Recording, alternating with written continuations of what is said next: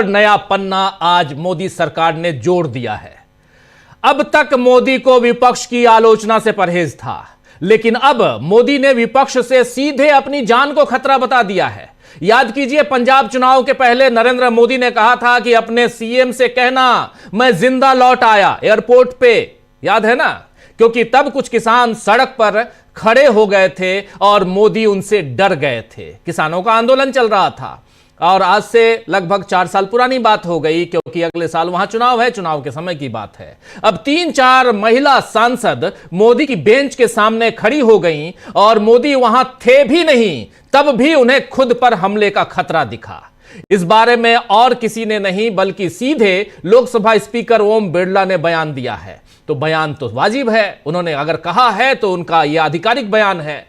उन्होंने यानी ओम बिरला ने यह भी कहा है कि उन्होंने प्रधानमंत्री नरेंद्र मोदी को लोकसभा में न आने की सलाह दी थी, क्योंकि विपक्षी सांसदों और खासकर कांग्रेस के सदस्यों ने उनकी कुर्सी को घेर लिया था और हंगामा किया था। ओम बिरला ने कहा है कि ऐतिहासिक रूप से राजनीतिक असहमति को सदन के फ्लोर पर नहीं लाया जाता। मुझे विश्वसनीय जानकारी मिली थी कि कांग्रेस के कुछ सदस्य प्रधानमंत्री की सीट के पास जाकर कोई अप्रत्याशित घटना कर सकते थे। यदि ऐसा होता तो राष्ट्र की गरिमा को गंभीर क्षति होती, इसीलिए मैंने प्रधानमंत्री को संसद न आने की सलाह दी। इसके बाद बहुत सारे सवाल खड़े होते हैं, उस पर चर्चा करेंगे, लेकिन सुन लीजिए जरा जुबानी यहां ओम बिरला जी की। जो बातें कह रहा हूं उसी को सुनिए जरा, इनकी जुबानी सुनिए। माननीय सदस्यगण, मुझे बड़े दुख के साथ सभा को सूचित करना है कि कल इस सम्मानीय सदन के कुछ सदस्यों ने लोकसभा चेंबर में जिस प्रकार का व्यवहार किया, ऐसे दृश्यों का सृजन किया, वो लोकसभा की शुरुआत से लेकर आज तक कभी नहीं हुई। हमारे संसदीय प्रणाली में सदन के सभापति का गरिमामय स्थान हमारे संविधान में ही सर्जित किया है। आज तक इतिहास रहा है कि राजनीतिक मतभेदों को कभी भी सदन के कार्यालय तक नहीं लाया गया। प्रतिपक्ष के सदस्यों ने जो व्यवहार अध्यक्ष के कार्यालय में किया, वो हमारी संसदीय परंपराओं के लिए न उचित था, और तो मैं कहूँगा कि वो एक ब्लैक स्पॉट की तरह था। हम सबको सदन सुचारू रूप से चलाने में सहयोग करना चाहिए। इसके बाद जब सदन के नेता को सम्मानीय महामहिम राष्ट्रपति के अभिभाषण पर जवाब देना था, तो मेरे पास पुख्ता ऐसी जानकारी आई कि कांग्रेस पार्टी के कई सदस्य माननीय प्रधानमंत्री जी के आसन पर पहुंचकर कोई भी अप्रत्याशित घटना कर सकते थे। ये दृश्य मैंने सदन में देखा भी सही।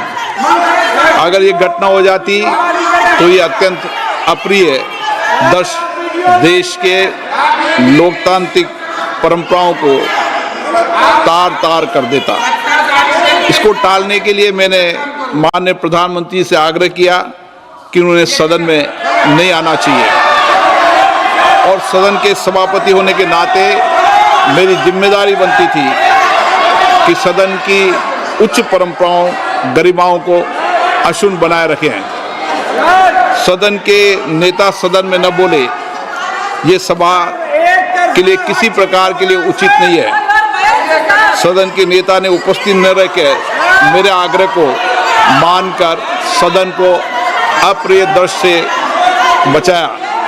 मैं माननीय प्रधानमंत्री जी को इसके लिए आभार व्यक्त करता हूं कि उन्होंने मेरे सुझाव को माना। आप पोस्टर, पंपलेट लेकर आएंगे तो सदन नहीं चलेगा।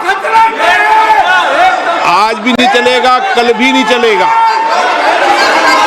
सदन की परंपराओं, गरिमा, सभागृह की गरिमा परंपरा को रखो।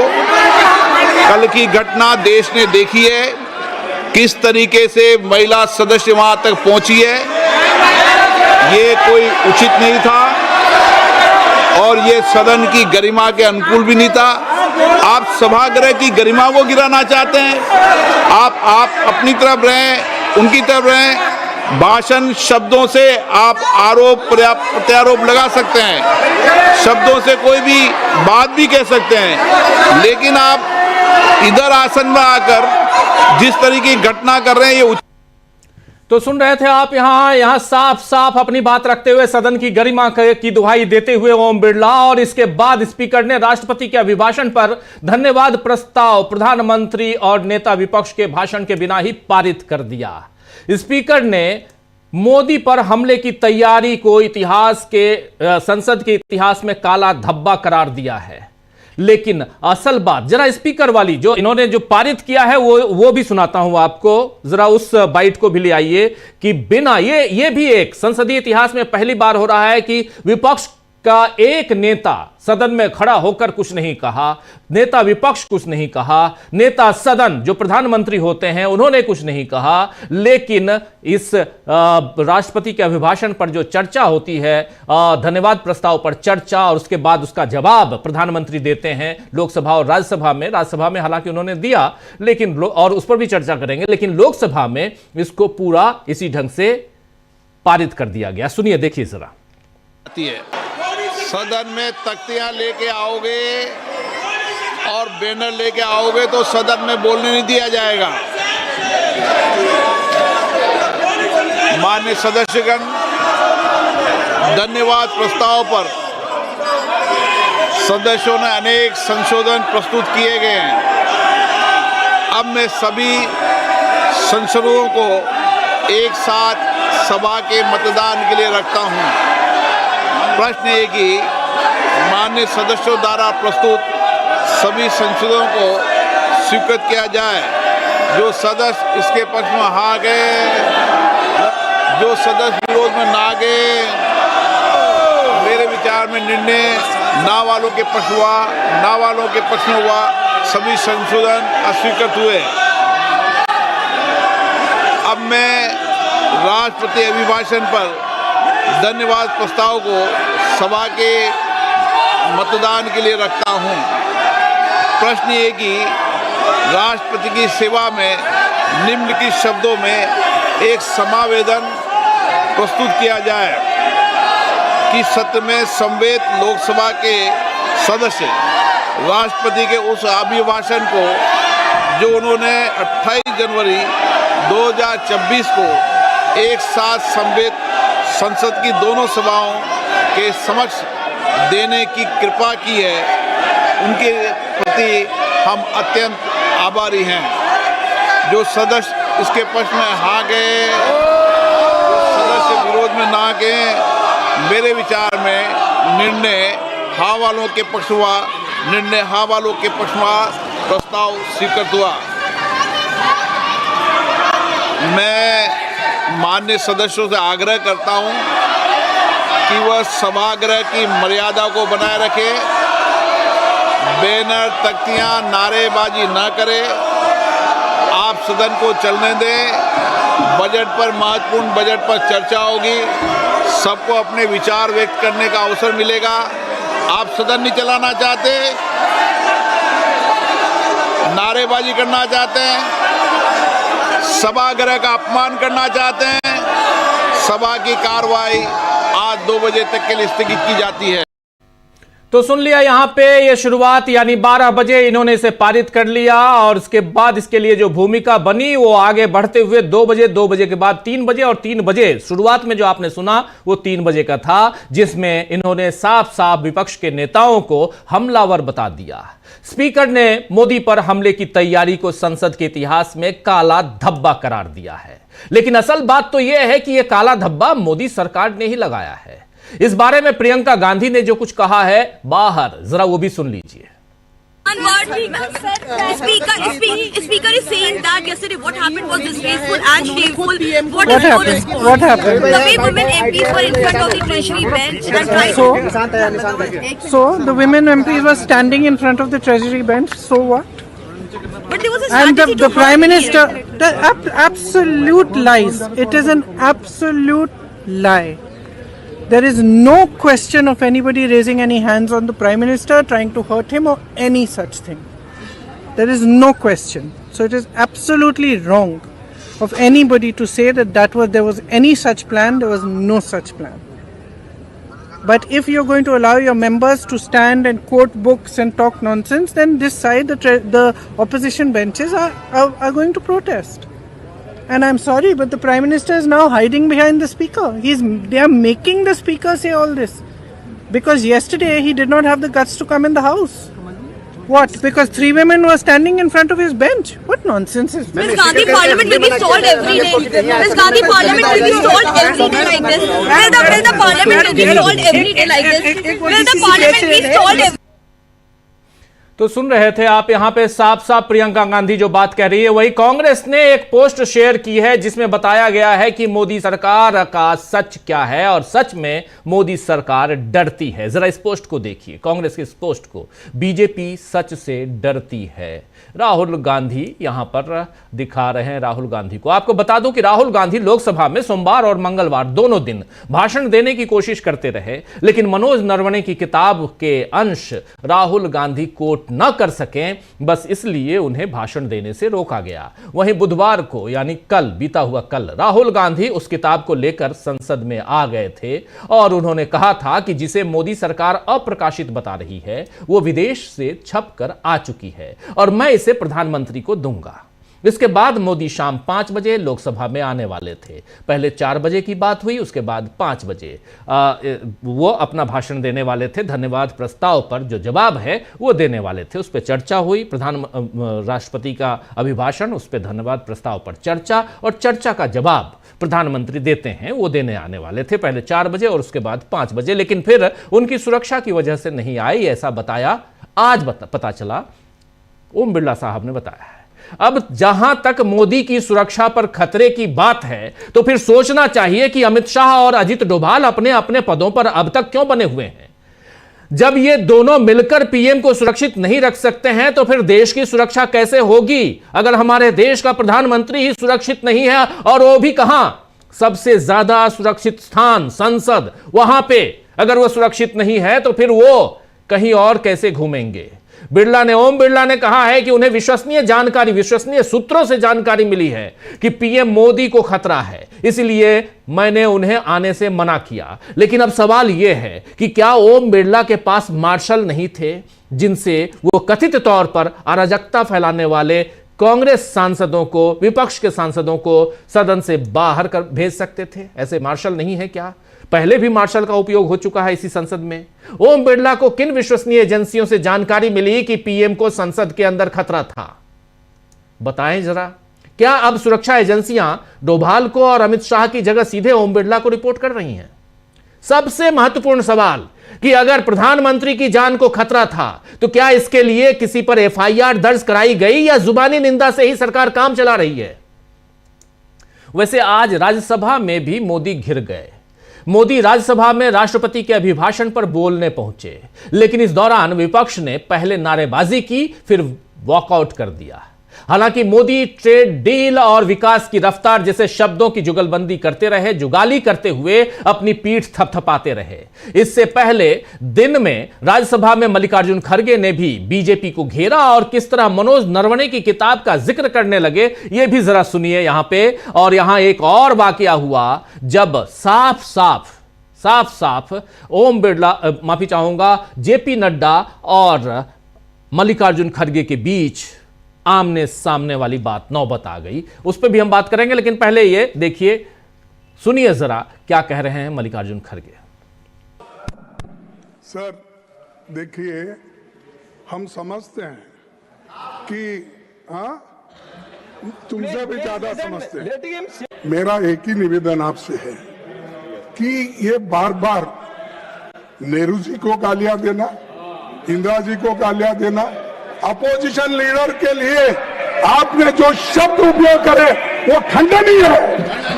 और वो ये चाहते हैं कि भाई ये नरवणे की किताब है, इसमें क्या है मुझे मालूम नहीं, मैं पढ़ के बताता हूँ। No, don't take this again.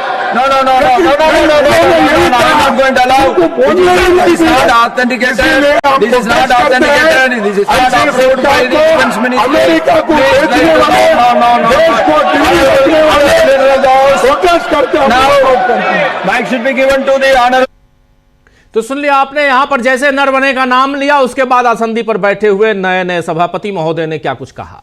साफ नजर आ रहा है कि मोदी सरकार बजट सत्र में पूरी तरह नाकाम, लाचार और विपक्ष के सामने पस्त नजर आई है। अभी तक ज्यादा दिन बीता नहीं है। मोदी के बचाव में चाहे निशिकांत दुबे खड़े होकर नेहरू परिवार पर लांछन लगाएं या जेपी नड्डा राहुल गांधी को अबोध बालक बोलकर उनका मजाक उड़ाना चाहें, असल बात तो यह है कि बीजेपी का बुरी तरह मजाक बन गया है। अपनी बिगड़ी छवि कैसे सुधार पाएगी बीजेपी, आज इसी पर चर्चा करेंगे दोस्तों। लेकिन इस बीच राहुल गांधी ने एक ट्वीट किया है। राहुल गांधी ने कायर कहा है। किसे कहा है उस ट्वीट को जरा स्क्रीन पर ले आइए और जरा दिखाते हैं कि राहुल गांधी लगातार, कांग्रेस का ट्वीट है, राहुल गांधी की तस्वीर है, नरवणे की किताब और कायर कौन, ये देखिए, भाग गए जरा ऊपर, और कांग्रेस लिख रही है कायर पीएम। नरेंद्र मोदी भागते हुए दिखाए जा रहे हैं, भाग गए का पोस्टर है और राहुल गांधी हाथ में किताब लिए हुए हैं। यहाँ एम नरवणे जो हमारे देश के पूर्व सेना अध्यक्ष रह चुके हैं, उनकी किताब। चलिए, आजाद भारत के इतिहास में यह पहली बार हो रहा है कि संसद में मोदी पर होने वाला था हमला।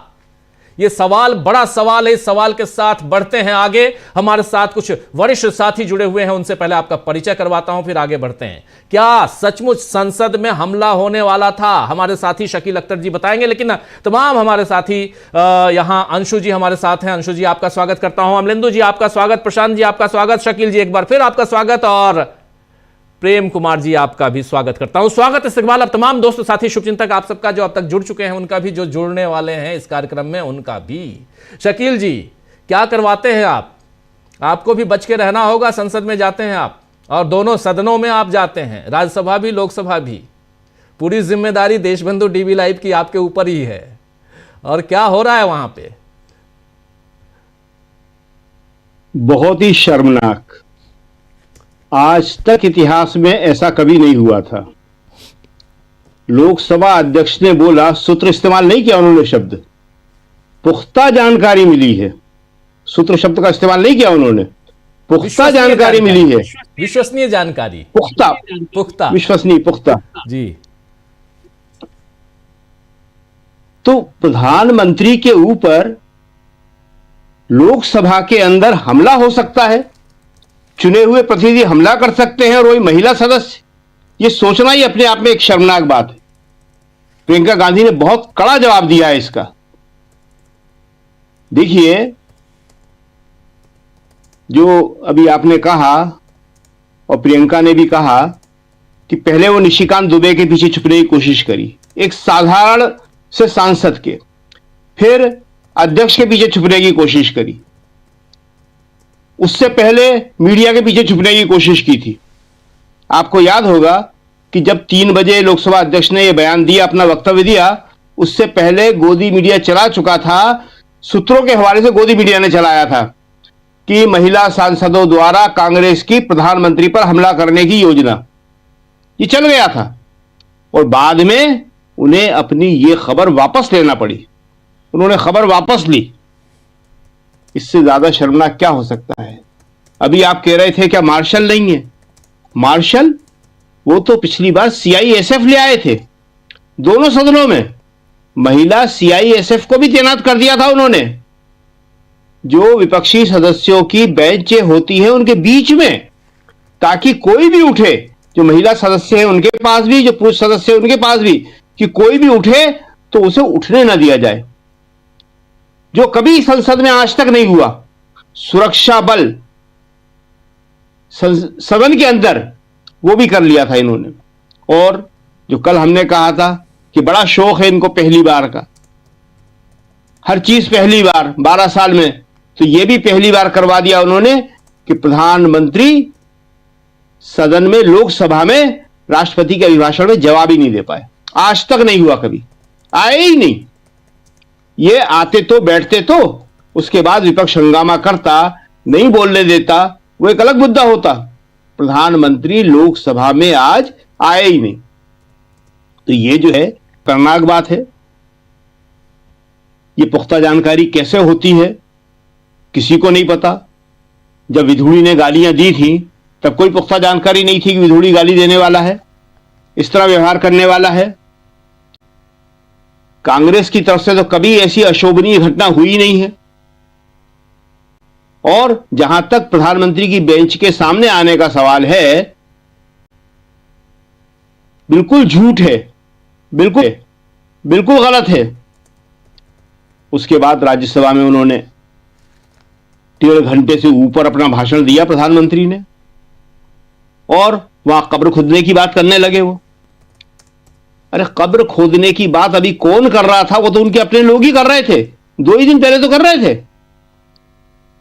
तब वो सुप्रीम कोर्ट के पीछे छुप गए थे, तो सुप्रीम कोर्ट ने बचा लिया उनको। बहुत शर्मनाक बात है ये।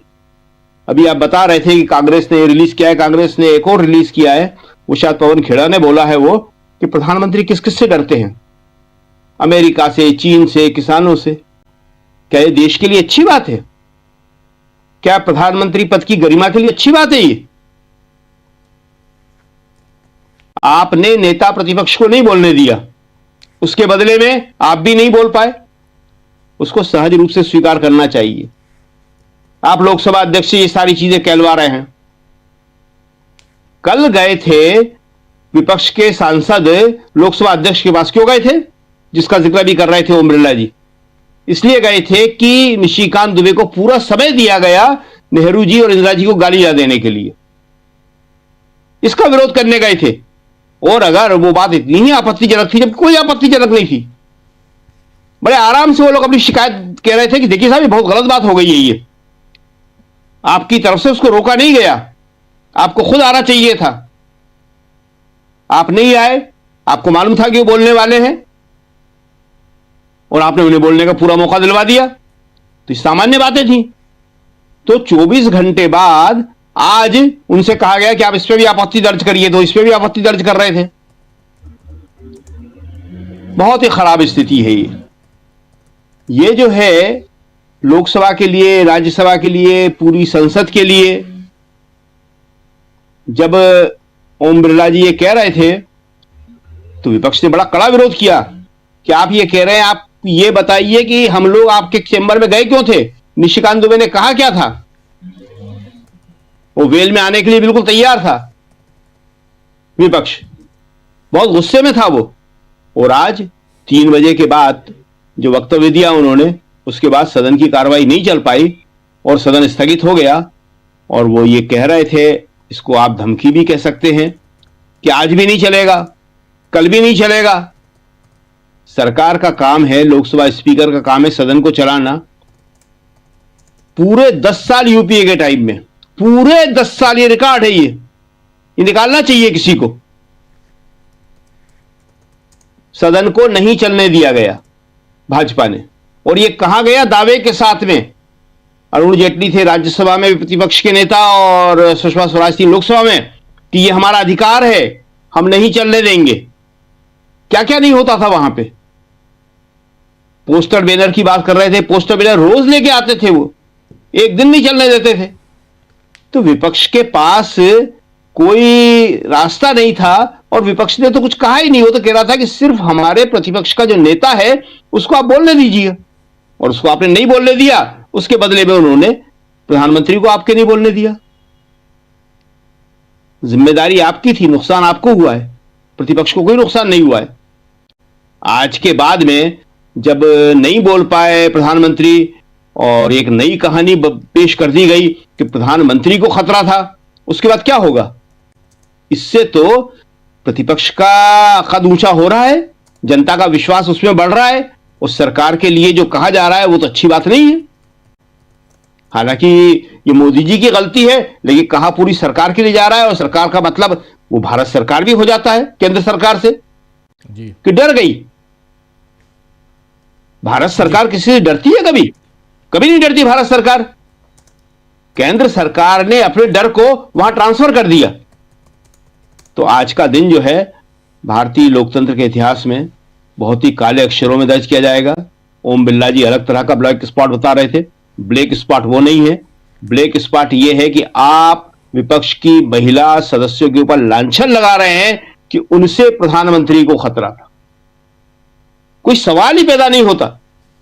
रोज हम लोग देखते हैं कोई ऐसी महिला सांसद नहीं है, कभी नहीं है। वो ये भूल गए कि किस तरह एसएस आहलूवालिया इनकी पार्टी के बीजेपी के किस तरह विपक्ष की बेंचों की तरफ बढ़ते थे। जी बिल्कुल। और जब सत्ता पक्ष में थे सत्ता पक्ष की बेंचों की तरफ बढ़ते थे। कांग्रेस की तरफ से तो ऐसा कभी कोई बढ़ता नहीं है। तो यह कहना कि महिला सदस्यों की तरफ से खतरा था, इससे प्रधानमंत्री की इमेज ही खराब हुई है, किसी महिला सांसद की नहीं हुई है कि प्रधानमंत्री महिला सांसदों से डर गए। ये बताइए शकील जी कि जिसका जिक्र यहाँ हो रहा है, हालांकि शुरुआत में मैं बोल चुका हूं, लेकिन चूंकि प्रत्यक्षदर्शी आप हैं, आप वहां थे उस वक्त, क्या आप प्रधानमंत्री थे वहां बैठे हुए जब नहीं, वो तो नहीं थे। तो फिर प्रधानमंत्री जिस कुर्सी पे जाते हैं उस कुर्सी थे ही नहीं प्रधानमंत्री। महिला सांसद गई थी वहां तक, उस कुर्सी तक। वो तो जा ही रही है वहां पे। वेल जिस तरह बना हुआ है, तो वेल में अपनी तरफ से घूमते हुए वहां तो कई दिनों से जा रही हैं वो, और वो क्या पुरुष भी जा रहे हैं। हमने बताया ना कि कल्याण बनर्जी तो बिल्कुल सामने खड़े होकर, वो वीडियो भी है, पिछली बार दिखाया भी था आपने, बिल्कुल सामने खड़े होकर तीनों बैठे हुए हैं और वहां दोनों हाथ उठा के नारे लगा रहे थे। प्रधानमंत्री वहां बैठे हुए थे, अमित शाह बैठे हुए थे, राजनाथ सिंह बैठे हुए थे। तो ये तो कोई नई बात नहीं है, ये तो कोई खास बात नहीं है। प्रधानमंत्री तो वहां थे ही नहीं, वहां पे प्रधानमंत्री आज भी नहीं आए। प्रधानमंत्री को आज जब आना चाहिए था, पहले देखना चाहिए था। आज तो 11 बजे जब कार्रवाई शुरू हुई तो 1 मिनट के अंदर, जिसे कहते हैं 1 मिनट भी नहीं, 30 सेकंड के अंदर स्थगित हो गई जी। ऐसा तो कभी नहीं हुआ। उसके बाद 12 बजे तक हुई, 12 बजे से 2 बजे हुई, 2 बजे से 3 बजे हुई। आप काम करने नहीं चाह रहे और आप कह रहे हैं, चेतावनी दे रहे हैं, धमकी दे रहे हैं कि कल भी नहीं चलेगी। ऐसा तो शब्द आज तक किसी ने कहा नहीं है। कहीं पे भी प्रधानमंत्री नहीं थे, प्रधानमंत्री को कोई खतरा नहीं था, प्रधानमंत्री को कोई खतरा हो भी नहीं सकता। लोकसभा जैसी जगह में अगर प्रधानमंत्री को खतरा है तो हमारे पूरे संसदीय लोकतंत्र में सवाल खड़ा हो जाता है, हमारी पूरी सुरक्षा व्यवस्थाओं पर सवाल खड़ा हो जाता है। एक बात जो हम कहना नहीं चाहते मगर बोल देते हैं, जब से सीआईएसएफ को यह जिम्मेदारी दी गई है, चप्पे चप्पे पे संसद के सीआईएसएफ दिखती है। 3-4 हजार से ऊपर जवान हैं जो कुछ 100 पार्लियामेंट के security guard, security watch and ward के लोग काम करते थे। लोकसभा संसद के अंदर रूट लग जाता है, कभी रूट नहीं लगे। प्रधानमंत्री निकल रहे हैं, ठीक है, होम मिनिस्टर निकल रहे हैं, ठीक है, उपराष्ट्रपति निकल रहे हैं, रूट लग जाते हैं। रूट लगने का मतलब सबको अंदर कर दिया जाता है कमरों के, पूरी गैलरी खाली कर दी जाती है, कोई चल फिर नहीं सकता वहां पे। इस तरह की आपकी सुरक्षा व्यवस्था है, उसमें कहां किसको खतरा है। जी जी जी बिल्कुल बिल्कुल बिल्कुल। हम लोगों ने देखा है सामने से सोनिया गांधी और प्राइम मिनिस्टर, बाकी तमाम सब निकलते थे। जल्दी से आना चाहता हूं प्रशांत जी आपके पास, फिर प्रेम कुमार जी हैं, अंशु जी हैं, अमलेंदु जी हैं, सबके पास आता हूं एक एक कर बारी बारी से। लेकिन प्रशांत जी, संसदीय इतिहास का एक काला दिन, आज का दिन ये याद रखा जाएगा। लेकिन इन सब के बीच आपने देखा और हम लोगों ने देखा है, हम लोगों ने भी रिपोर्टिंग की है और हमारे साथी शकील जी रोज रिपोर्टिंग कर ही रहे हैं, जा ही रहे हैं और बता रहे हैं अब रूट लगना। लेकिन सब कुछ होने के बाद सदन के अंदर प्रधानमंत्री के ऊपर हमला होगा, खतरा प्रधानमंत्री को, अप्रत्याशित घटना घट सकती है। इसलिए मैंने कहा, यानी ओम बिरला ने यह कहा कि आप मत आइए। यहां समझ में नहीं आया, जरा मुझे आप समझाइए कि ओम बिरला क्यों कहेंगे कि नहीं आइए नेता सदन को। जो बात शकील जी और आप कह रहे हैं उसी को मैं थोड़ा सा ऐड कर दूं पहले, फिर बात करते हैं कि प्रधानमंत्री क्यों नहीं गए, अंदर की बात, अंदर की कहानी क्या है। एक तो बहानेबाजी है, अंदर क्या हुआ है, क्यों नहीं गए। लेकिन संसद भवन और उसके अंदर जो चेंबर है उससे सुरक्षित तो कोई जगह है ही नहीं। आपको याद होगा राजीव जी, पहले के संसद में प्रधानमंत्री का जो कार्यालय है वहां से कुछ चलना पड़ता है 1-2 मिनट लोकसभा जाने के लिए। अक्सर ये होता था, अक्सर, कि प्रधानमंत्री अटल बिहारी वाजपेयी या मनमोहन सिंह या उनके पहले के प्रधानमंत्री वो वहां से पैदल चल के जा रहे हैं, पत्रकार खड़े हुए हैं या कुछ एमपी खड़े हुए, रोक लेते हैं और कुछ थोड़ी 2-3 मिनट की बातचीत भी हो जाती है, हंसी मजाक भी हो जाता था। सेंट्रल हॉल में सारे प्राइम मिनिस्टर, मोदी जी नहीं जाते हैं, सेंट्रल हॉल में सारे प्राइम मिनिस्टर जाते थे, बैठते थे, चाय पीते थे वहां पे, कोई भी चला जाए सेंट्रल हॉल में जिसके पास है उसका। तो पार्लियामेंट तो एक बहुत डेमोक्रेटिक लोकतांत्रिक जगह है और वहां केवल एसपीजी के अलावा कोई बिल्डिंग में अंदर कोई किसी का सुरक्षा गार्ड नहीं घुसता था, वो वॉच एंड वार्ड का पूरा एक इलाका होता था। तो वहां से ज्यादा सुरक्षित जगह कौन सी होगी?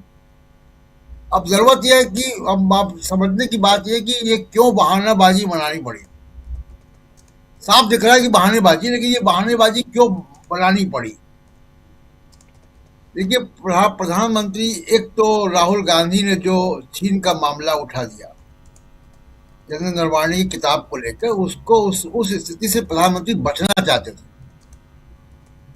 और वो राहुल गांधी का सामना नहीं करना चाहते थे। राहुल गांधी उनको वहां पे किताब देते भले ही ना, लेकिन किताब दिखाते और वो बड़ा एम्बैरेसमेंट होता।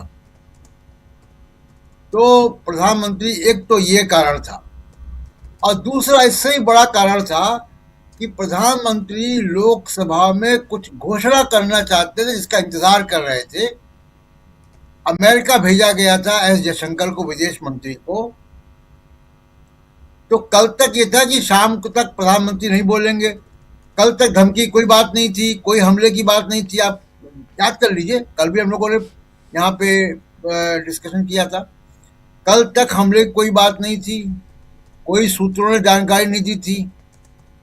आज सुबह ये भी था कि हो सकता है कि आज प्रधानमंत्री लोकसभा में आए। आज सुबह 7 बजे जयशंकर का बयान आ गया अमेरिका से कि उनको कोई जानकारी डील के बारे में, ट्रेड डील के बारे में नहीं है और पीयूष गोयल इसको जो है डील कर रहे थे, वो बताएंगे। यानी बड़ा साफ संदेश था कि अमेरिका से इनको कुछ भी ऐसा नहीं मिला जिसको आज लोकसभा में प्रधानमंत्री बढ़ चढ़ के घोषणा करते। जो मीडिया में चल रहा है, जो अमेरिका की तरफ से आ रहा है कि जीरो टैरिफ, और उसको लेके बड़ा एम्बैरेसमेंट हो रहा, बड़ी थू-थू हो रही सरकार की। प्रधानमंत्री को अमेरिका से कोई संकेत नहीं मिला कि लोकसभा में वो कोई बड़ा बात कर सके और जैसे जयशंकर का ये बयान आया उसके कुछ घंटों के बाद ये आने लगा कि प्रधानमंत्री आज लोकसभा में भी नहीं बोलेंगे, राज्यसभा में बोलेंगे। वजह यह है कि लोकसभा में उनके पास ट्रंप के साथ डील करने पर, कोई ये यूएस ट्रेड डील हुई है उसमें कुछ घोषणा करने का था ही नहीं और अभी भी सिग्नेचर नहीं हुआ है उसमें। वो ट्रंप ने एक तरफा घोषणा कर दी है। तो बड़े वीक विकेट मोदी सरकार है और वो बचाव अपना कर रहे थे, इसलिए कि वो, इसलिए ये बहाना ढूंढा गया कि क्या बहाना बनाया जाए। कौन मानेगा आज की तारीख में कि महिला सांसदों से प्रधानमंत्री को खतरा, वो भी संसद के चैम्बर के अंदर। आपको याद होगा कि डॉक्टर मनमोहन सिंह के सामने, वाजपेयी जी के सामने मेंबर ऑफ पार्लियामेंट चले जाते थे, ये बीजेपी के लोग जाते थे, उनको घेरा हुआ है सामने, हमने देखा प्रेस गैलरी में बैठकर। तो वह मनमोहन सिंह ने कभी ऐसी बात नहीं की।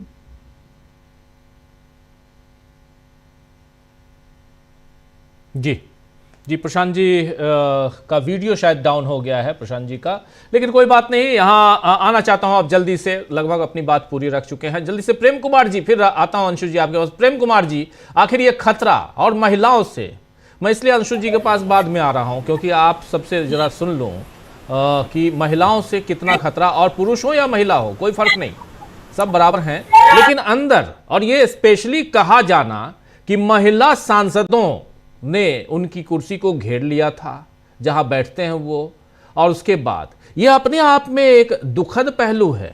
इसको दूसरे ढंग से सोचने की कोशिश करें हम लोग। जो कह रहे हैं यहां ओम बिरला जी कहने से पहले कम से कम 10 बार सोचे होंगे, सोच समझ के ही बयान दिए होंगे, वक्तव्य इनका आया होगा, सेक्रेटेरिएट से ये सारे बयान जो हैं वो अप्रूव हुए होंगे, प्रधानमंत्री भी अप्रूव किए होंगे, उसके बाद ये बयान आया है। शकील जी मुस्कुरा रहे हैं, ऐसे ही हुआ होगा शकील जी? तो वहीं से अप्रूव हुआ है, वहीं से कहा गया है, कोई सेक्रेटेरिएट या लोकसभा अध्यक्ष के यहां से कुछ नहीं हुआ है। ऊपर से आदेश आया है कि आपको ये बयान देना है 3 बजे, और वहीं से लिखा हुआ आया है और वही का वही उन्होंने पढ़ दिया है। लेकिन सवाल ये उठता है प्रेम कुमार जी कि क्या यहां पे अब ऐसी परिपाटी, अब इसका चलन बिल्कुल बढ़ते हुए हम देखेंगे, पहली बात। दूसरी बात, लेकिन ये सीधे आरोप, और वो भी जान के खतरा का, इसको कैसे आप निगल पा रहे हैं क्या?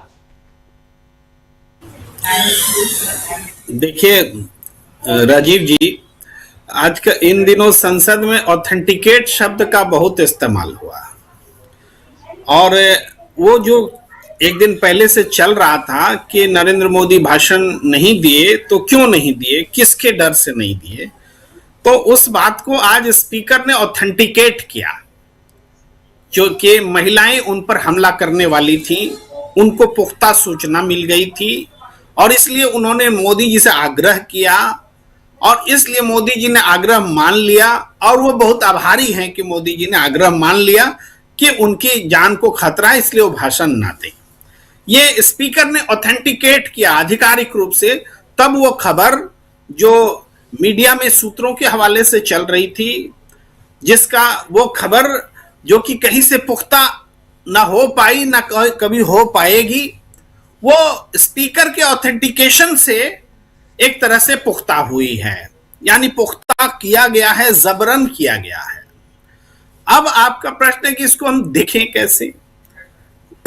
मैं तो इस रूप में देखता हूं राजीव जी कि बीजेपी के थिंक टैंक ने जब ये देखा कि देश में ये मैसेज जा रहा है कि ये तो राहुल गांधी ने कह दिया कि नरेंद्र मोदी आज संसद में नहीं आएगा, नहीं बोलेगा, और वही हो रहा है, तो कहीं ये मैसेज ना चला जाए कि राहुल जो बोलता है वही सच होता है, राहुल से नरेंद्र मोदी डरते हैं, उनको महिलाओं से डरना मंजूर है, राहुल गांधी से डरना मंजूर नहीं है, ये मैसेज वो देना चाहते थे। राहुल गांधी से हम नहीं डरते हैं, हम तो महिलाओं से डरते हैं, हम तो संसद में डरते हैं, राहुल गांधी से नहीं डरते हैं। लेकिन आपने बहुत अच्छी बात कही कि कांग्रेस ने जो एक ट्वीट किया उसके हवाले से कि राहुल गांधी को नरेंद्र मोदी को सच से डर लगता है। वास्तव में राहुल गांधी से थोड़े डर लगता है, राहुल गांधी ने अब नरवणे जी से थोड़े डर लगता है। नरवणे जी ने जो किताब में लिखा है, उस लिखी हुई बात जो कि सच है, उस सच से डर लगता है। उस सच को राहुल गांधी बोल ना दे, इस बात से डर लगता है। तो इसलिए यहां पर महिलाएं हैं, अब महिलाओं से डर क्यों लगता है? नहीं, उनको डर इस बात से लगता है कि हम संसद में नहीं गए तो क्या स्पष्टीकरण दें। तो यहां पर महिलाओं को एक बनाया गया, एक घटना क्रिएट की गई जो घटना हुई नहीं, इस तरह से। अब इसको ऐसे देखिए कि स्पीकर ये वही स्पीकर हैं जो राहुल गांधी को बोलने नहीं देते हैं, और ये वही स्पीकर हैं जो नरेंद्र मोदी को भी बोलने नहीं देते हैं। लेकिन इन दोनों बातों में क्या फर्क है? दोनों बातों में एक कॉमन बात है कि वो नरेंद्र मोदी के प्रोटेक्शन में खड़े हैं। नरेंद्र मोदी के प्रोटेक्शन में वो राहुल गांधी को रोक रहे हैं, मत बोलिए, उनकी पोल खुल जाएगी। और नरेंद्र मोदी के प्रोटेक्शन में वो कह रहे हैं कि मत आइए, परसेप्शन जो है बिगड़ जाएगा, आप राहुल गांधी के को फेस करेंगे, जो स्थिति होगी। यानी एक सिक्खा बुद्धि मिली भगत भी है, ऐसा नहीं कि स्पीकर ने ये प्लांट किया, स्पीकर से तो कहवाया गया, वो स्पीकर ने कहा है। तो देश के लिए जो शर्मनाक बात, जो ऐतिहासिक रूप से काला अध्याय जो कहा जा रहा है, वो क्या है? वो है संसद में स्पीकर का व्यवहार। संसद चलेगी तो कैसे चलेगी? देखिए, किसी संसद में किसी सदस्य का व्यवहार नियम के विरुद्ध हो सकता है, होता रहा है।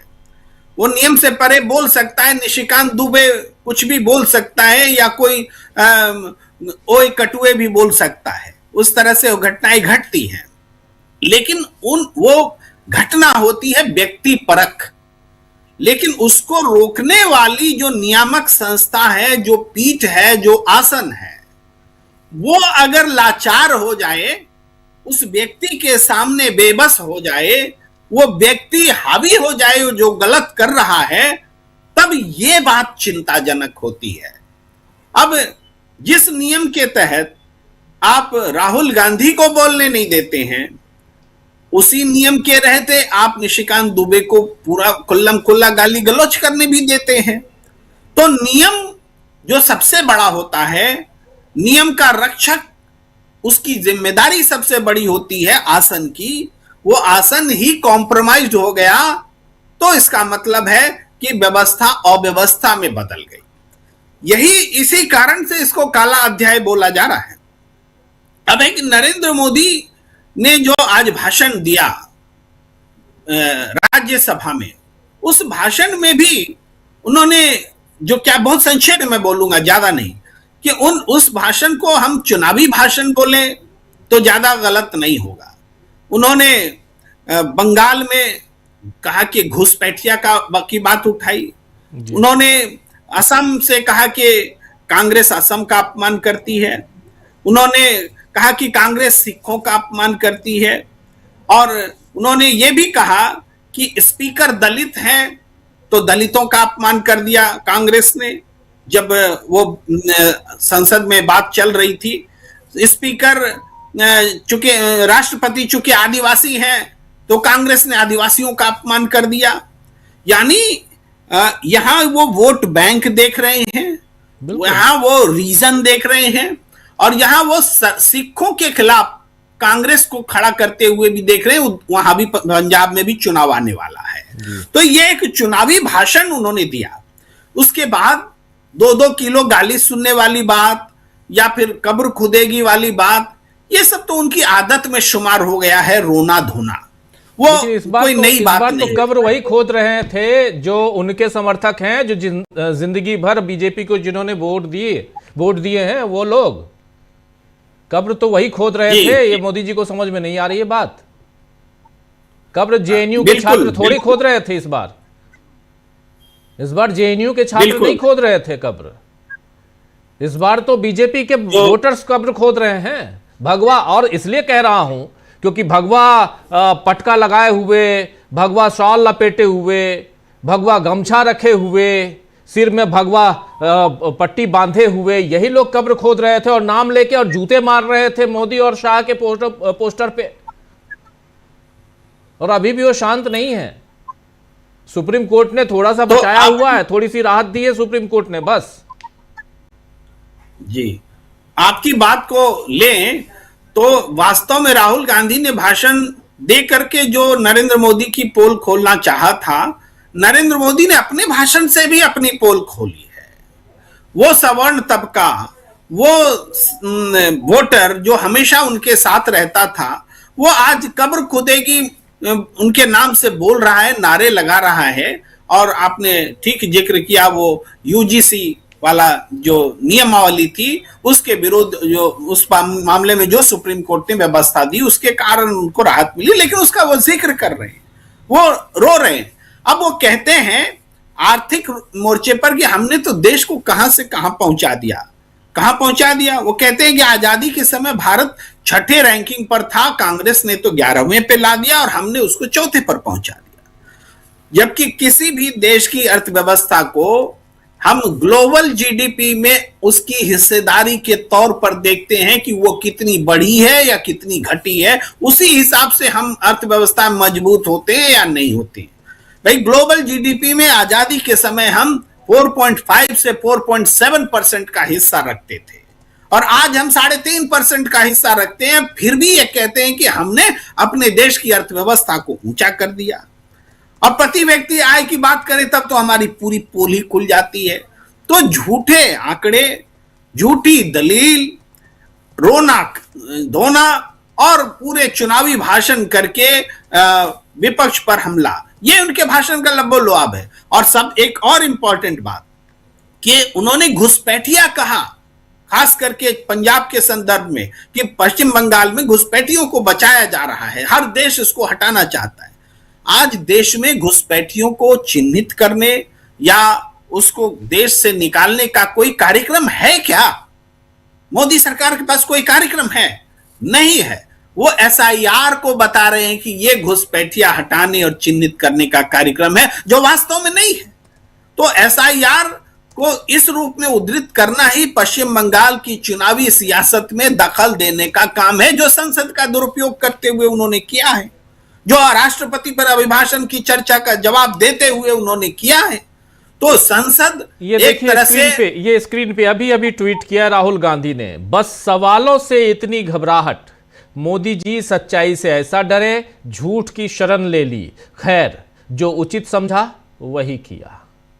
ये जो आखिरी लाइन है, यहीं से कहानी में ट्विस्ट है और यहीं से मोदी जी भाग रहे हैं, मोदी जी की सरकार भाग रही है। जहां ये प्रधानमंत्री का प बोलते थे राहुल गांधी, वहीं हंगामा, जहां नरवणे का न बोलते थे वहीं हंगामा, जहां चीन का च बोलते थे वहीं हंगामा, लेकिन सबसे बड़ी बात, जो उचित समझा वही किया। प्रेम कुमार जी अपनी बात पूरी कीजिए, फिर अंशु जी के पास आता हूं। प्रेम कुमार जी। तो मैं वहीं पर कंक्लूड ही कर रहा हूं। तो पश्चिम बंगाल में घुसपैठियों को लेकर के जो उन्होंने कहा, वो SIR से जोड़ के राजनीति जो है उसको बढ़ानी है, उस हिसाब से उन्होंने कहा। और अभी जो उचित समझा वो किया, वो वास्तव में वो वही बात है जो नरवणे जी की किताब में है, जो नरेंद्र मोदी की भाषा है, उसको ही राहुल गांधी ने पलट कर दिया है। और ये जो झूठ की शरण ले ली जो बात है, वो झूठ महिलाओं से जो डर लगा है वही झूठ के बारे में इशारा है। और सच्चाई से वो डर रहे हैं। राहुल गांधी कह रहे हैं आप सच्चाई से डर रहे हैं, वो सच्चाई जो राहुल गांधी लाने वाले थे और झूठ की शरण ली है, यानी महिलाओं से खतरा का जो झूठ है, झूठा आडंबर है, उसकी शरण ली है। और सवालों से आप डर रहे हैं, इस बात को राहुल गांधी ने 4 लाइन में पूरी राजनीतिक तस्वीर रख दी है।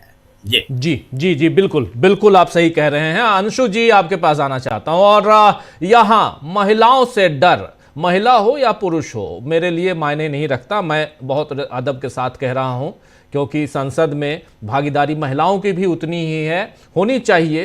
एक तो आरक्षण की व्यवस्था जो की गई थी, करने की कोशिश की गई थी, अभी तक लागू नहीं है, लेकिन फिर भी मैं कहूंगा कि अगर महिलाओं से डर है तो यह और अच्छी बात है।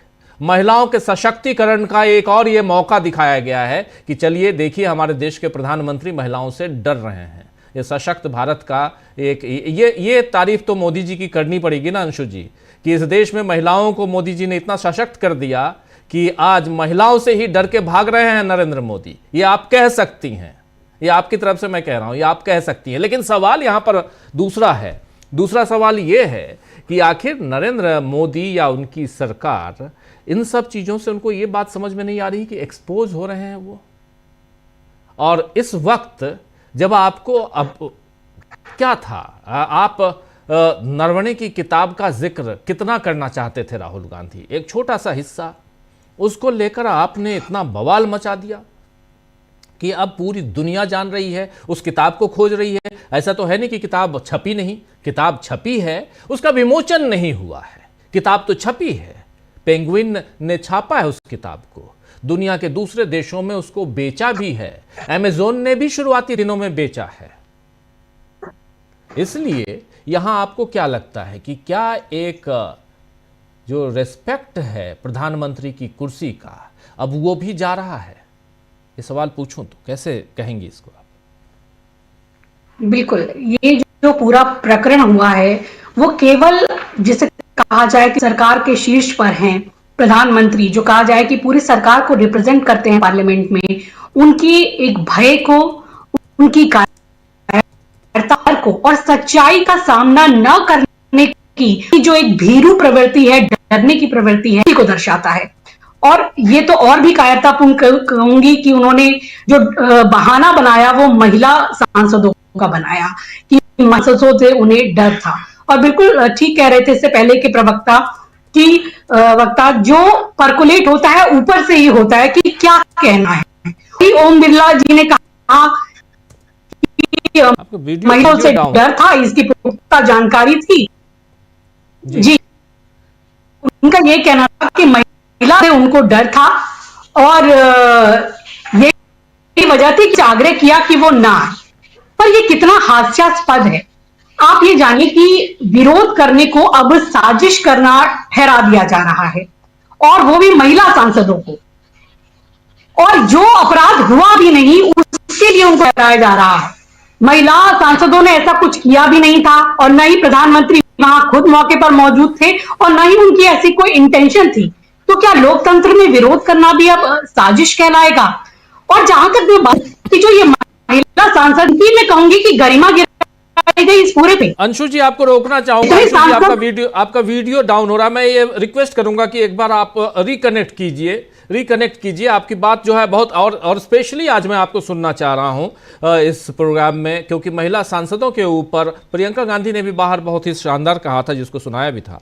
आप प्लीज रिकनेक्ट कीजिए। तब तक अमलेंदु जी आपके पास आना चाहता हूं। अमलेंदु जी, इस पूरे प्रकरण को लगातार आप फॉलो कर रहे हैं। सुबह 12 बजे से आप और समीर जी लाइव भी कर रहे हैं इस पूरे तमाम मसलों को लेकर। कैसे आप देखते हैं 3 बजे से पहले कुछ और, 12 बजे आप बिना आए हुए पारित करवा देते हैं, 3 बजे फिर यहां पर अंशु जी जुड़ गए। अंशु जी के पास ही आता हूं। अंशु जी प्लीज अपनी बात। मैं ये कह रही हूं कि जी इस पूरे प्रकरण में महिला सांसदों को बुरी तरह से अपमानित किया गया है, मैं तो ये कहूंगी, क्योंकि वो किसी के रहमो करम पर यहां संसद में नहीं आई हैं। वो चुनी निधि अपने क्षेत्र का प्रतिनिधित्व करती हैं, लाखों लोगों का करती, और एक जितनी सांसद हमारे प्रधानमंत्री की है, वो भी एक सांसद ही है, उतनी ही नहीं की है।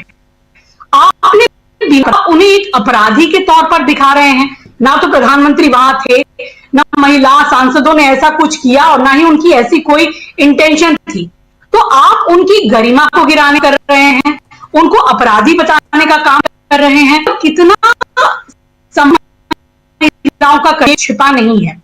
जब आप महिला सांसदों को या महिला नेताओं को लेकर तमाम तरह की टिप्पणियां करते हैं, सोनिया गांधी जी को लेकर सभी तमाम टिप्पणियां करते हैं, जर्सी गाय कहते हैं, किन्हीं की पत्नी को आप 50 करोड़ की गर्लफ्रेंड बताते हैं, और इतना ही नहीं, संसद में भी महिलाओं का अपमान कर इनको श्रेय प्राप्त है।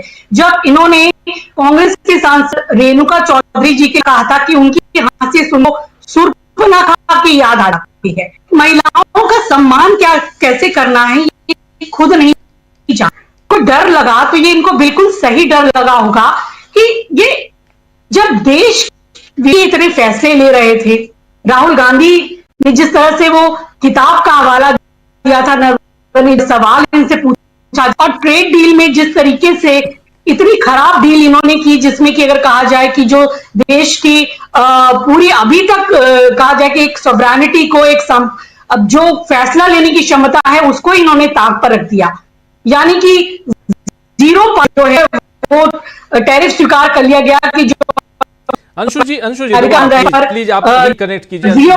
बहुत डाउन जा रहा है, लेकिन अमलेंदु जी प्लीज अपनी बात।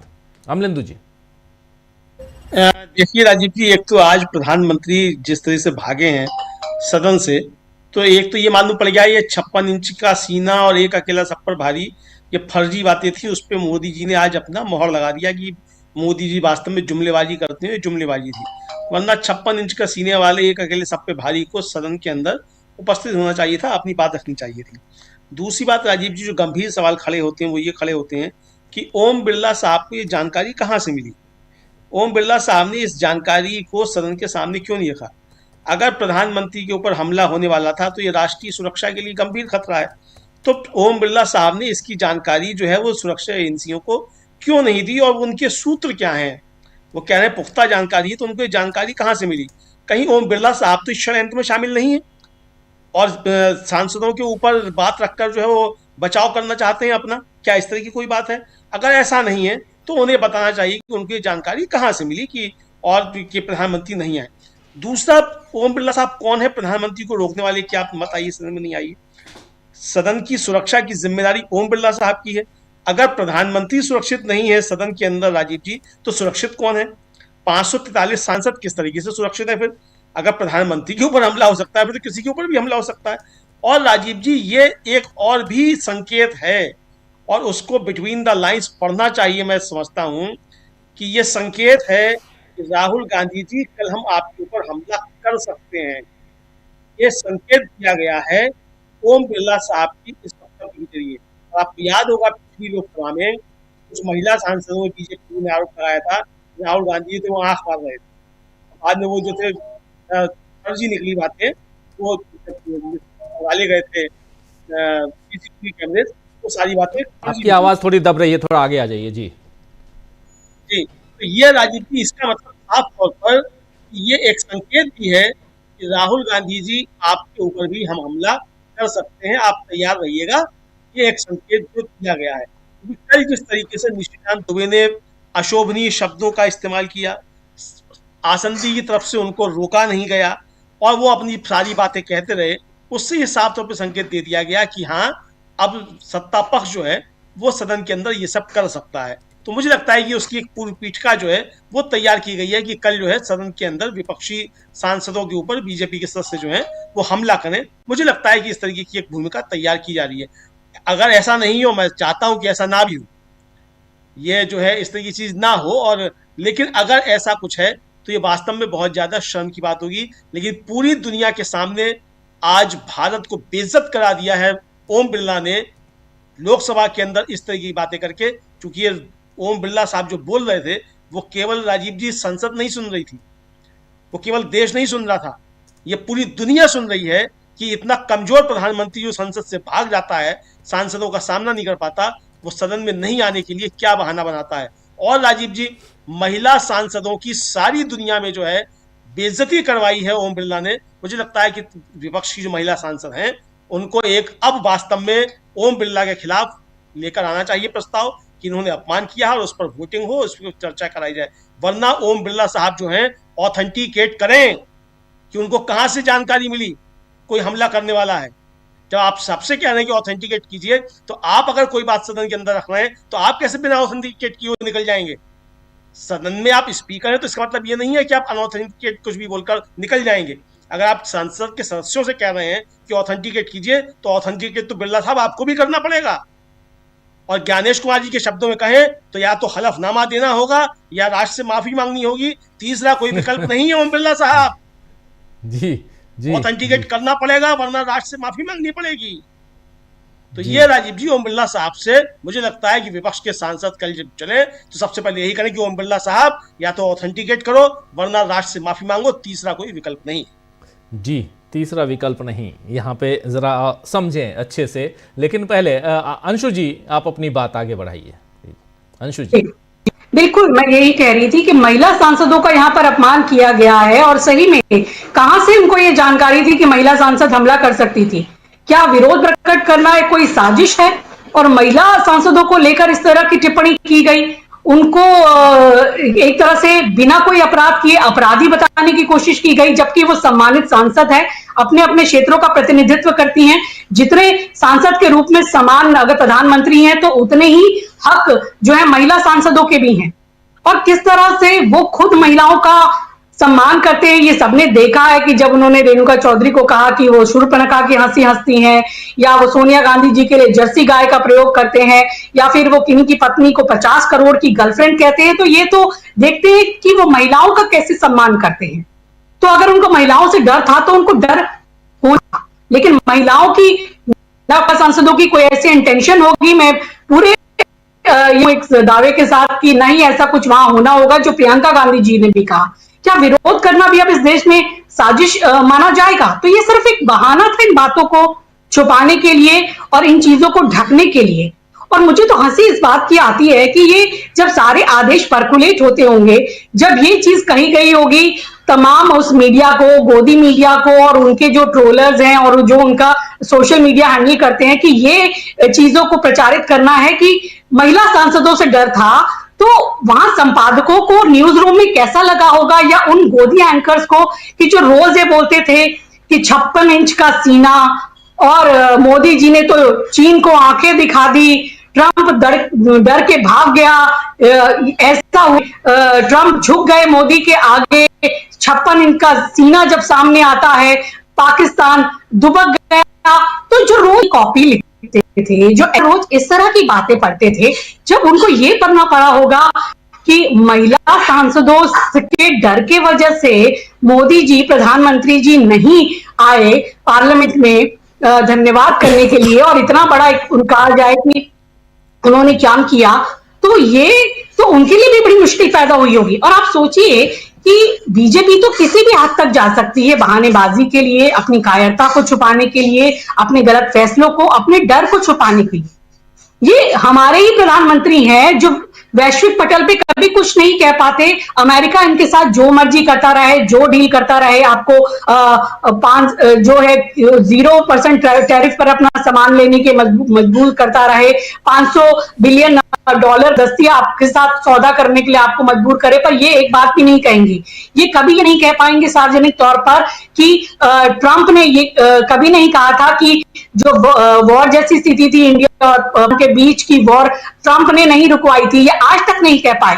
जबकि कोलंबिया जैसे छोटे देश, यूक्रेन जैसे देशों के जो राष्ट्राध्यक्ष है, जो उनके मुखिया हैं, और कनाडा, सभी तमाम देश खुलकर भर्त्सना करते हैं ट्रंप की। तो जो हमारे प्रधानमंत्री जी हैं, जो महामानव हैं, जो विश्व गुरु हैं, जो नॉन बायोलॉजिकल है, जिनका 56 इंच का सीना है, जो किसी से नहीं डरते, जिनसे पूरा विश्व थर-थर कांपता है, जिनकी पूजा की जाती है, तो वो क्यों नहीं कभी ट्रंप को ये सामने से सार्वजनिक तौर पर कि आप ये कैसे कह रहे हैं कि आपने वॉर रुकवा दी, या आप सारे हमारे फैसले कैसे लेंगे? हमको तो कुछ बोलने का मौका ही नहीं देते हैं। ट्रंप साहब ही भारत की तरफ से सभी फैसले ले लेते हैं, वही वॉर रुकवाते हैं, वही डील फिक्स करते हैं, डील में क्या होगा वही बताते हैं, और हमारे प्रधानमंत्री कुछ नहीं बोल पाते हैं। तो ये तो पूरी दुनिया देख रही है कि कौन डरा हुआ है।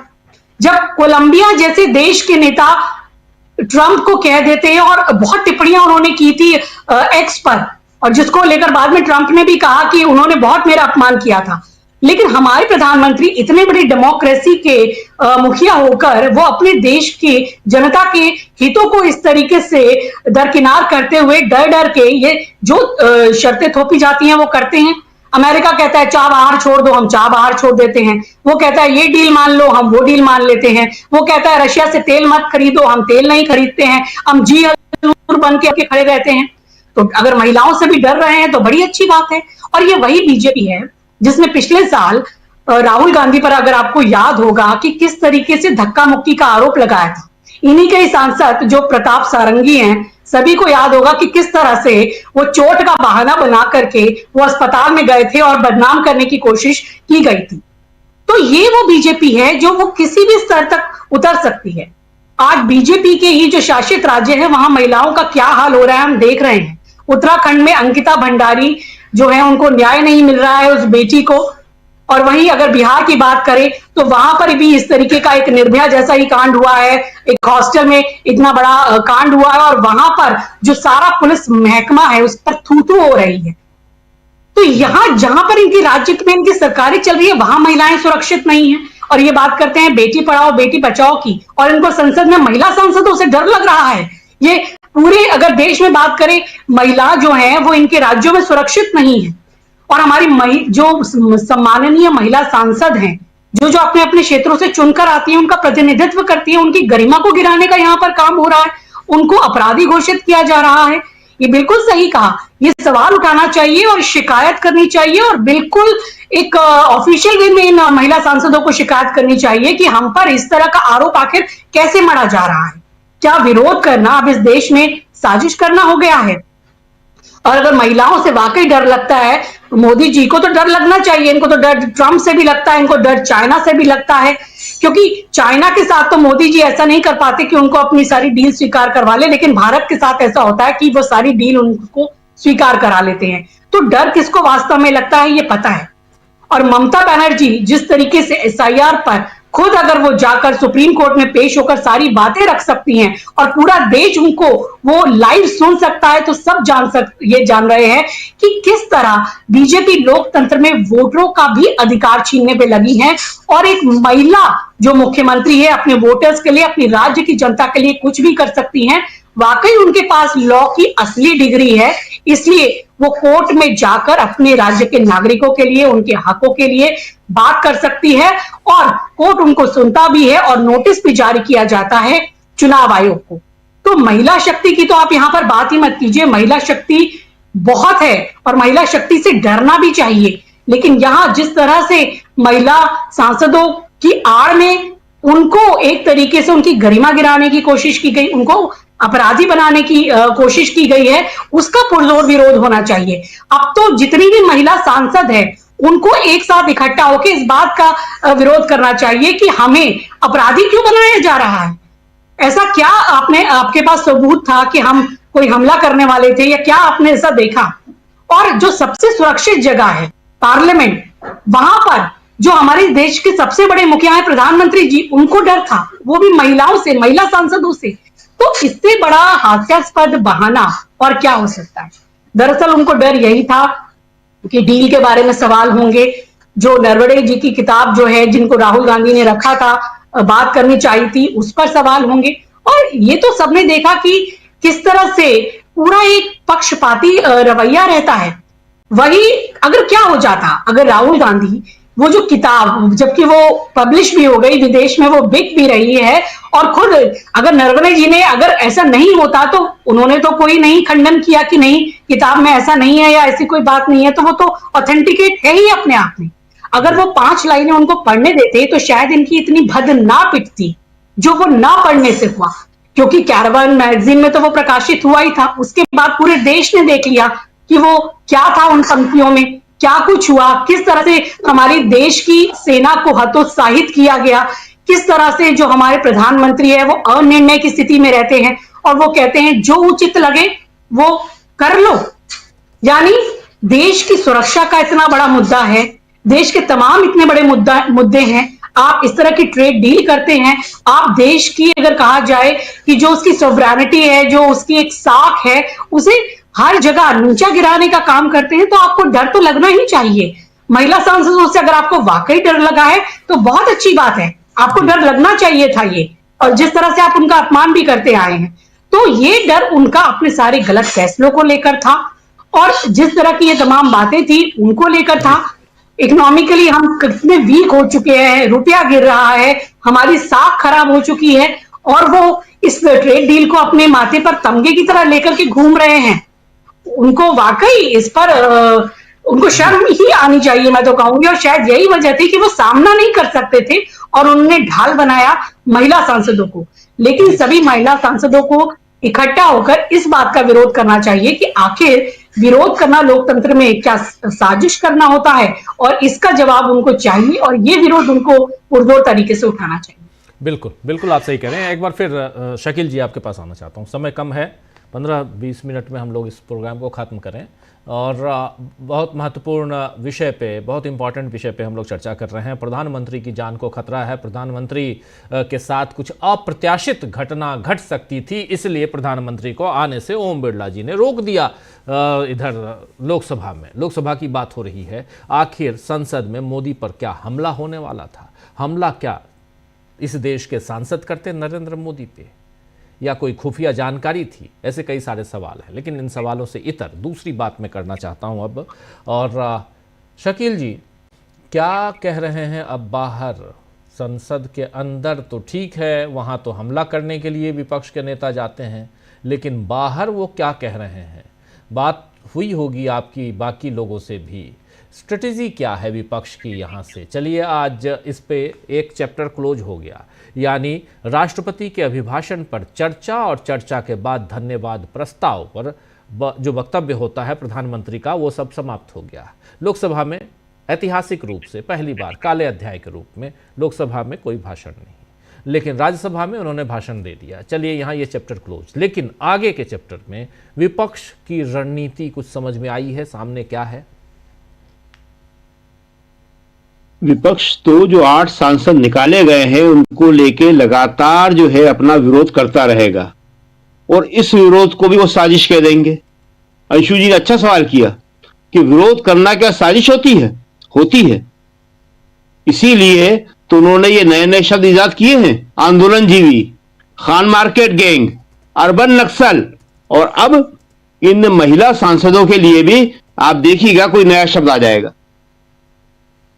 अरे कल अगर आपको मालूम था कि महिला सांसद हमला कर सकती हैं तो आपको उनसे बुला के बात करना चाहिए थी। कल शाम को 5 बजे से लेके आज 3 बजे तक आपने कुछ नहीं किया। अगर संसद के अंदर ऐसा था तो आपको महिला सांसदों से अलग से मीटिंग करना चाहिए थी, उनसे बुला के बात करना चाहिए थी कि भाई ऐसा ऐसा हमें जानकारी मिली है, क्या है, स्थिति क्लियर हो जाती। आपने तो कोई बात नहीं करी, क्योंकि अब कोई भी धनकड़ होना नहीं चाहता। जो ऊपर से कहा जाए उतना ही करो, अपनी अकल मत लगाओ। यही बातें हो रही हैं बाहर कि सब लोग जानते हैं इस बात को कि अगर कोई जानकारी मिलती है तो लोकसभा स्पीकर जो है बुला के बात कर लेता है अपने चैम्बर में महिला सांसदों से। कह रहे भाई क्या बात है, क्या नाराजगी है, क्या सुनने में आ रहा है मेरे, ये मैं क्या सुन रहा हूं, ये सारी स्थिति क्लियर हो जाती। आप सोचिए कि क्या कोई ऐसा कर भी सकता है या कोई ऐसा सोच भी सकता है देश के प्रधानमंत्री पे सांसद हमला करें लोकसभा के अंदर। लेकिन उन्हें कहानी गढ़ना थी। इसे भी मास्टर स्ट्रोक बता रहे हैं वो लोग कि देखिए साहब क्या मास्टर स्ट्रोक चला है।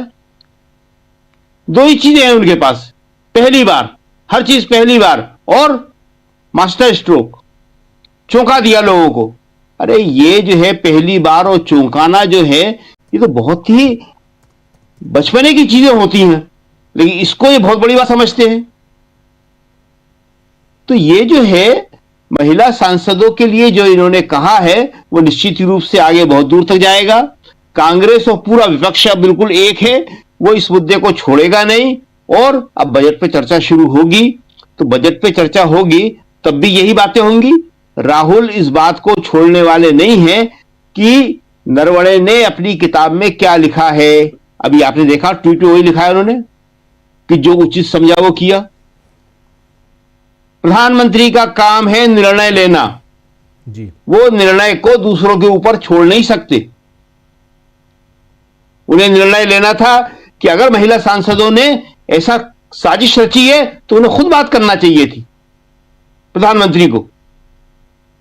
प्रधानमंत्री सदन के नेता हैं, पूरे सदन के नेता कहलाते हैं वो। उन्हें बात करना चाहिए थी, लोकसभा अध्यक्ष को बात करना चाहिए थी, लेकिन किसी ने बात नहीं करी। कोई बात नहीं, सीधा आरोप लगा दिया, आक्षेप जड़ दिया। आरोप भी नहीं है, इसे कहते हैं आक्षेप जड़ दिया। आपने उन्हें अपराधी करार दे दिया, बता दिया कि आप हम पे हमला करने वाले थे। बहुत बड़ी बात है ये, और ये शर्मनाक बात है। झूठ की भी एक सीमा होती है। अब ये झूठ जो है इनका सारी सीमाओं को लांघ चुका है। जी राजीव जी। जी बिल्कुल, झूठ सारे सीमाओं को लांघ चुका है। जरा जल्दी से प्रशांत जी आप यहां अब आगे विपक्ष की रणनीतियों